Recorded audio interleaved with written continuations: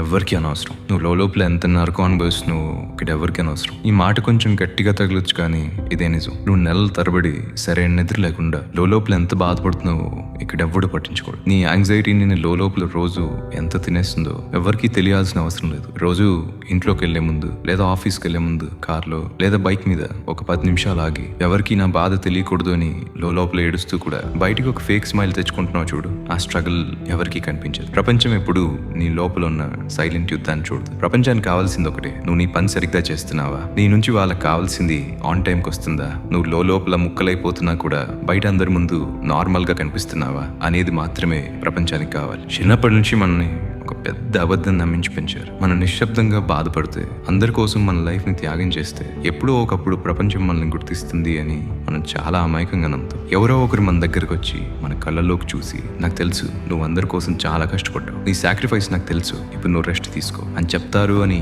ప్రతిరోజు లైఫ్ లో ఎదురు చూస్తాం. కానీ నిజం చెప్పినా ఆ రోజు ఎప్పటికీ రాదు. దీనికి బదులుగా నువ్వు ఎంత సాక్రిఫైస్ చేస్తే ప్రపంచం నీ నుంచి అంత ఎక్కువ ఎక్స్పెక్ట్ చేస్తుంది. బాస్ మీద ఉన్న రెస్పెక్ట్ తో లేదా జాబ్ పోతుంది అన్న భయంతో రోజు 14 గంటలు కష్టపడితే వాళ్ళు నిన్ను పిలిచి ఎవరు ఒక పెద్ద అవార్డు ఇవ్వరు, నీకు ఇంకా ఎక్కువ పనులు ఇస్తారు. ఎందుకంటే నువ్వు అంత బరువు మోయగలవు అని నువ్వే వాళ్ళకి ప్రూవ్ చేసావు కాబట్టి. నీ రిలేషన్లో లేదా నీ ఫ్యామిలీలో గొడవలు రాకూడదని ఎప్పుడూ నువ్వు తగ్గించుకుంటూ నీ ఫీలింగ్స్ని చంపుకుంటూ వస్తే వాళ్ళు ఎప్పటికీ నీ ఫీలింగ్స్ని గౌరవించరు. అసలు నీకు ఫీలింగ్స్ బాధ ఉన్నాయన్నదే వాళ్ళు మర్చిపోతారు. వాళ్ళ దృష్టిలో నువ్వు కేవలం ఒక యంత్రంలాగా మారిపోతావు. ఇది రాత్రిపూట ఒంటరిగా ఉన్నప్పుడు ఎందుకంత గట్టిగా బాధ పెడుతుందో ఒకసారి తెలుసుకుందాం. ఎందుకంటే మనం వ్యాలిడేషన్ అడిక్షన్తో బాధపడుతున్నాం. మన లోపల ఉన్న బాధ బయట ప్రపంచానికి తెలియాలి, వాళ్ళు దాన్ని గుర్తించి మనల్ని ప్రేమించాలి అన్న ఒక తీరని ఆత్రంకి మనం బానిసలం అయిపోయాం. ప్రపంచం మన బాధను ఒప్పుకుంటేనే దానికి ఒక విలువ ఉంటుంది అని మన మైండ్ పూర్తిగా నమ్మేస్తుంది. నువ్వు ఒక అబ్బాయి అయితే నీ ప్రెజర్ ఎలా ఉంటుందో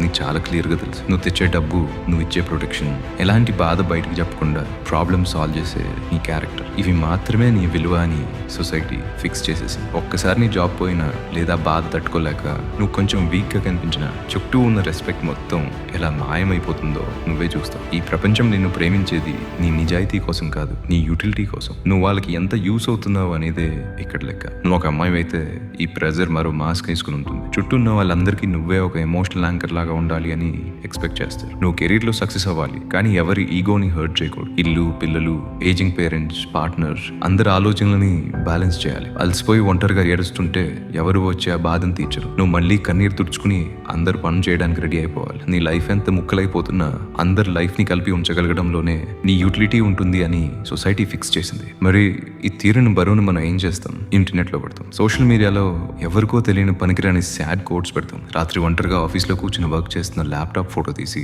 స్టేటస్ పెడతాం. వాట్సాప్ లో ఏదో సాడ్ సాంగ్ పెట్టి మన లైఫ్ లో ఉన్న ఎవరో ఒక పర్సన్ అది చూసి మన బాధను అర్థం చేసుకుంటారు అని వెయిట్ చేస్తాం. ఇది చాలా డార్క్ రియాలిటీ. మనం వ్యాలిడేషన్ కోసం అడుక్కుంటున్నాం. మన బాధను ఎవరో ఒకరు చూసి అరే ఓకే అని ఒక చిన్న మెసేజ్ పెడితే చాలు అని మన మైండ్ ఆత్రం పడుతుంది. కానీ నిజం చెప్పు, ఎవరైనా ఆ మెసేజ్ పెట్టినా కూడా మనసు లోపల ఉన్న ఖాళీ ఎప్పుడైనా నిండిందా? నిండదు. ఎందుకంటే ఇంటర్నెట్ లో జాలి ఎప్పుడూ మన నిజమైన లైఫ్ బరువుని తగ్గించలేదు. అసలు మనం ఎందుకు ఇలా తయారయ్యాం? దీని వెనుకున్న సైకాలజీ ఏంటో చాలా సింపుల్ వర్డ్స్ లో మాట్లాడుకుందాం. దీన్ని కండిషనింగ్ అంటారు. ఇది మనం చాలా చిన్న పిల్లలంగా ఉన్నప్పుడే స్టార్ట్ అయిపోయింది. నీ స్కూల్ ని లేదా చైల్డ్హుడ్ హోమ్ ని ఒక్కసారి గుర్తు తెచ్చుకో. మనం నార్మల్ గా ఉన్నప్పుడు ఎవరు అంత ప్రేమించలేదు, కానీ మంచి మార్క్స్ తెచ్చినప్పుడు లేదా వాళ్ళు చెప్పిన పని పర్ఫెక్ట్ గా చేసినప్పుడు మాత్రమే మనకి నవ్వు, ప్రేమ దొరికాయి. తప్పు చేస్తే కోపం లేదా నిశ్శబ్దం దొరికాయి. ప్రేమ, గౌరవం అనేవి ఎప్పుడూ ఫ్రీగా రావు. వాటి కోసం మనం ఏదో ఒకటి ప్రూవ్ చేసుకోవాలి అని మన మైండ్ కి అప్పుడే అర్థమైపోయింది. సేఫ్ గా ఉండాలి అంటే యూస్ఫుల్ గా ఉండాలి అని మనం నేర్చేసుకున్నాం. ప్రేమ దొరకాలి అంటే ఒక పర్ఫార్మెన్స్ ఇవ్వాలి అని మన బ్రెయిన్ నమ్మేసింది. ప్రపంచం నిన్ను చూసి క్లాప్స్ కొడితేనే నువ్వు సేఫ్, లేకపోతే నిన్ను ఎవరు పట్టించుకోరు, నువ్వు ఒంటరి అయిపోతావు అన్న భయం సబ్ కాన్షియస్ మైండ్ లో పూర్తిగా ఫిక్స్ అయిపోయింది. అందుకే పెద్దయ్యాక కూడా మన బాస్ లో మన తండ్రిని వెతుకుతున్నాం, పార్ట్నర్ లో తల్లిని వెతుకుతున్నాం. రోజు 14 గంటలు కష్టపడుతూ అందరి ముందు మంచివాడిలా కనిపిస్తూ ఎప్పుడో ఒకప్పుడు వాళ్ళు మనకి ఆ అన్కండిషనల్ లవ్ ఇస్తారు అని వెయిట్ చేస్తున్నాం. కానీ బాస్ తండ్రి కాదు, పార్ట్నర్ మన చైల్డ్హుడ్ ట్రామాని ఎప్పటికీ హీల్ చేయలేదు. ఒక్కసారి ఆగి నీ ప్రజెంట్ లైఫ్ వంక నిజాయితీగా చూడు. పొద్దున్నే లేచిన క్షణం నుంచి రాత్రి పడుకునే వరకు నువ్వు చేసే పనుల్లో అసలు నీ కోసం నువ్వు చేస్తున్న పనులు ఎన్ని? పక్క వాళ్ళ ఎక్స్పెక్టేషన్స్ తగ్గట్టు వాళ్ళు నేను తప్పుగా అనుకోకూడదు అని నువ్వు ఇస్తూ నటిస్తున్న ఈ పెద్ద పెర్ఫార్మెన్స్ ఎంత? ఈ ప్రశ్నకి నిజమైన సమాధానం తెలిస్తే నేను నువ్వే క్వశ్చన్ చేసుకుంటావు. నువ్వు ఎంత అలసిపోయావంటే నీ లైఫ్ పూర్తిగా పక్క వాళ్ళ ఆలోచనల మీద డిజైన్ అయిపోయింది. ఇప్పుడు నీ లైఫ్ని ఆపేసిన ఒక పెద్ద భ్రమని వదిలికూడదు. ఆ భ్రమ ఏంటంటే నువ్వు పడే బాధ ఒక కరెన్సీ అని నువ్వు నమ్ముతావు. నువ్వు ఎంత కష్టపడితే, ఎంత నిశ్శబ్దంగా బాధ అనుభవిస్తే ఎప్పుడో ఒకప్పుడు లైఫ్ నీకు అంత పెద్ద ఆనందాన్ని ఇస్తుంది అని ఒక కథని నమ్ముతావు. కానీ రియాలిటీ ఏంటంటే ఈ ప్రపంచంలో సైలెంట్గా బాధపడేవాడిని ఎప్పుడూ పట్టించుకోడు. ఈ ప్రపంచం యూటిలిటీ ఇంకా తెలివి మీద మాత్రమే నడుస్తుంది. నాకు తెలిసిన ఒక స్టోరీ చెప్తాను. అతనే ది అల్టిమేట్ కంపెనీ మ్యాన్. ఒక కార్పొరేట్ కంపెనీకి తన లైఫ్లో 10 ఏళ్ళు చేశాడు. ఫ్యామిలీ ఫంక్షన్స్కి వెళ్ళలేదు, రిలేషన్స్ని పట్టించుకోలేదు, తన హెల్త్ని అసలే పట్టించుకోలేదు. తను చేసి పెద్ద సాక్రిఫైస్ని కంపెనీ గుర్తిస్తుంది. ఎప్పటికీ తను వదలదు అని నమ్మాడు. కానీ ఒకరోజు ఆ సైలెంట్ ప్రెజర్ తట్టుకోలేక ఆఫీస్ డెస్క్ మీదే పడిపోయాడు. 4 రోజులు హాస్పిటల్లో ఉన్నాడు. కంపెనీ ఏం చేసిందో తెలుసా?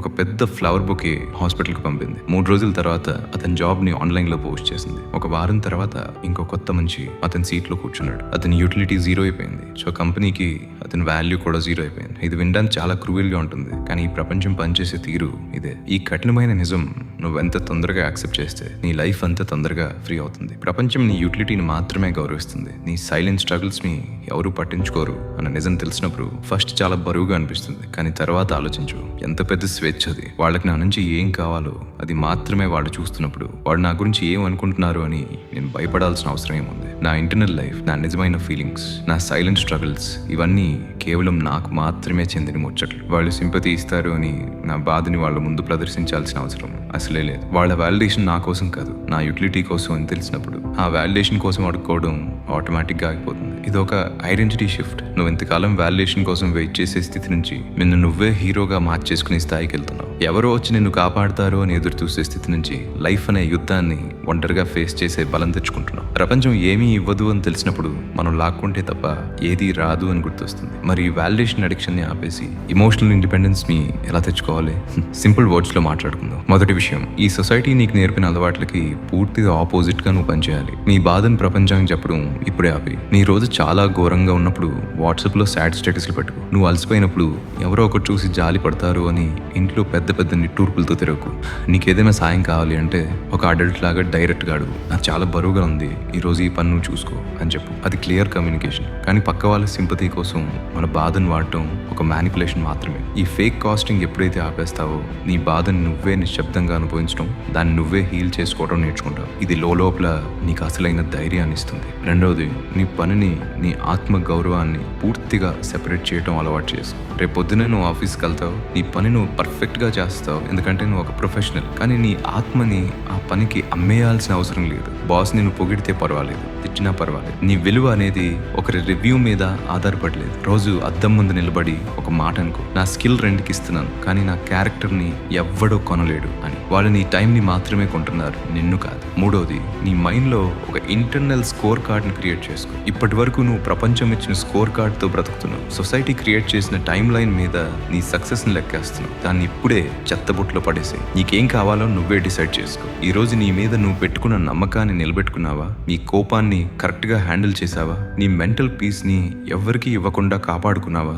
ఇవన్నీ నువ్వు చేయగలిగితే ప్రపంచం నిన్ను ఫెయిల్ అయ్యావు అని అనుకున్నా సరే నువ్వు గెలిచినట్టే. నీ లైఫ్కి నువ్వే మార్క్స్ వేసుకున్నప్పుడు ప్రపంచం ఏమనుకుంటుంది అనేది జస్ట్ ఒక బ్యాక్గ్రౌండ్ నాయిస్ లాగా మారిపోతుంది. నాలుగవది, చాలా కష్టమైన పని. మనుషులు నీ మీద డిసప్పాయింట్ అవటం అనేది నువ్వు అలవాటు చేసుకోవాలి. నువ్వు బౌండరీస్ పెట్టుకున్నప్పుడు, నీకు నచ్చని వాటికి నో చెప్పినప్పుడు చుట్టూ ఉన్న వాళ్ళకి చాలా కోపం వస్తుంది. నిన్ను సెల్ఫిష్ అంటారు, నువ్వు మారిపోయావు అంటారు. మళ్ళీ నీ పాత బానిస రోజుల్లోకి నేను తీసుకురావాలి అని చాలా ట్రై చేస్తారు. వాళ్ళు కోపడినివ్వు, వాళ్ళని డిసప్పాయింట్ అవ్వనివ్వు. అందరినీ హ్యాపీగా ఉంచి నీ మెంటల్ హెల్త్ ని కాపాడుకోవటం అసలే సాధ్యం కాదు. ఎదుటి వాళ్ళు బాధపడితే నువ్వేమైపోవు. వాళ్ళ ఎమోషన్స్ ని వాళ్ళనే హ్యాండిల్ చేసుకుని నువ్వు కేవలం నీ పీస్ మీద మాత్రమే ఫోకస్ చేయి. ఇప్పుడు నీ ఫోన్ వంక చూడు, అందులో ఉన్న యాప్స్, ఆ నోటిఫికేషన్స్ ఇవన్నీ నీ బ్రెయిన్ ని హైజాక్ చేసి నిన్ను వాలిడేషన్ కి బానిసం చేయడానికి తయారు చేశారు. రేపటి నుంచి పొద్దునే లేవగానే మొదటి గంట సేపు ఫోన్ ని దూరంగా పెట్టు. నిన్ను నువ్వు అర్థం చేసుకోకముందే ప్రపంచానికి నిన్ను నువ్వు చూపించుకోకు. నువ్వు బ్రతికే ఉన్నావు, ఊపిరి పీల్చుకుంటున్నావు అన్న నిజంతోనే నిన్ను నువ్వే వాలిడేట్ చేసుకో. ఇది వినడం అయిపోయే లోపు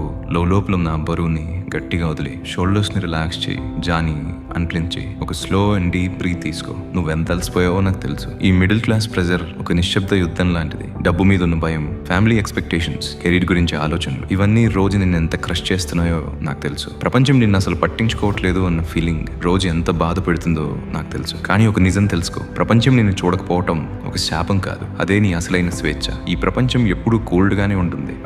అది ఎప్పుడూ నీ యూటిలిటీ కోసమే చూస్తుంది. నాకు నీ వల్ల ఏం యూస్ ఉంది అని మాత్రమే అడుగుతుంది. ఈ ప్రపంచం పనిచేసే విధానాన్ని నువ్వు ఎప్పటికీ మార్చలేవు, కానీ దానితో నీకున్న రిలేషన్ని నువ్వు పూర్తిగా మార్చేసుకోవచ్చు. నువ్వు వ్యాలిడ్గా ఉండాలంటే ఎవరు క్లాప్స్ అవసరం లేదు. నువ్వు అలసిపోయావని ఒప్పుకోవటానికి ఎవరి పర్మిషన్ అవసరం లేదు. నువ్వు హీల్ అవ్వాలంటే ఎవరి సింపతి అక్కర్లేదు. నువ్వు ఒక గ్రోన్, కేపబుల్ అండ్ స్ట్రాంగ్ మనిషి. నువ్వు బయట వెతుకుతున్న ఫైర్ ఎప్పుడో నీ లోపలే ఉంది, కానీ పక్క వాళ్ళ ఎక్స్పెక్టేషన్స్ వల్ల దాన్ని నువ్వు కప్పేసావు అంతే. నిన్ను ఎవరో తెలియని వాళ్ళ చేతిలో నీ లైఫ్ స్టీరింగ్ పెట్టడం ఈ రోజే ఆపే. నీ మైండ్ని నువ్వు కంట్రోల్ తీసుకో, నీ ఎనర్జీని కాపాడుకో, నీ వర్క్ నువ్వు చేయి, బిల్స్ పే చేయి, దగ్గర వాళ్ళని ప్రేమించు, కానీ ఎప్పటికీ నీ యూటిలిటీని, నీ నిజమైన వాల్యూని కన్ఫ్యూజ్ అవ్వకు. నువ్వు బ్రతుకున్నావు కాబట్టే నీకు ఒక విలువ ఉంది. రేపు పొద్దున్నే నువ్వు వెళ్ళే అడుగు ఎవరో నన్ను పొగడాలి అని చూసే ఒక బానిస అడుగు కాకూడదు. ఎవరో నీకు పూర్తి క్లారిటీ ఉన్న ఒక పవర్ లాగా అడుగు. నువ్వు బ్రోకెన్ అసలే కాదు, నువ్వు కేవలం ఈ రియాలిటీ గేమ్ రూల్స్ని ఇప్పుడే తెలుసుకున్నావు. ఇప్పుడు నీకు రూల్స్ తెలుసు కాబట్టి ఇంకా వాళ్ళ ఇష్టం వచ్చినట్టు ఆట ఆడు. నీ స్టైల్లో నువ్వు ఆట స్టార్ట్ చేసి ఈ మెంటల్ బ్లాక్ నుండి బయటకు వచ్చి ఇంకా డీపర్ క్లారిటీ తెచ్చుకోవాలనుకుంటే నేను మొత్తం ఒక స్ట్రక్చర్లో పెడుతూ ఒక గైడ్ లాగా తయారు చేశాను. లింక్ డిస్క్రిప్షన్లో ఉంది, చెక్ చేయండి.